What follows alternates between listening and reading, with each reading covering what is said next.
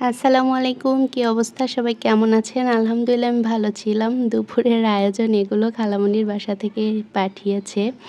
তো রুই মাছ, সিম, আলু, আগড়া আর ছিল টমেটো, পাকা টমেটো দিয়ে রান্না করেছিল। তো আমরা ওই বাসাতেই ছিলাম। ভাবলাম খাওয়া-দাওয়া করেই আসবো। পরে আশমিরাকে গোসল করানো হয়নি, তাই চলে আসলাম।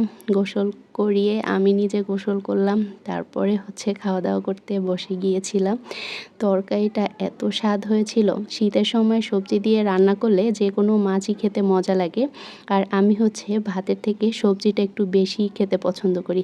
বেশিরভাগ সময় ভাতের থেকে সবজিটাই বেশি নেই। তো অনেকগুলো সবজি ১ম এ নিয়েছিলাম।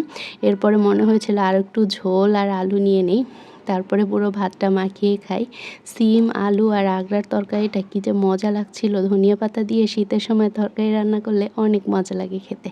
পুরো ভাতটা মাখিয়ে নিয়েছিলাম। নতুন আলু, খুব মজা লাগছিল। আবারও আলু নিয়ে ভাতের সাথে মাখিয়ে নিচ্ছিলাম। আর মাছের মাথাটা সবার শেষে বসে, বসে চিবিয়ে, চিবিয়ে খাবো। মাছের মাথা আমার খেতে অনেক মজা লাগে। আর সবার শেষে আমি বসে, বসে এভাবেই মাছের মাথা খাই। ধন্যবাদ।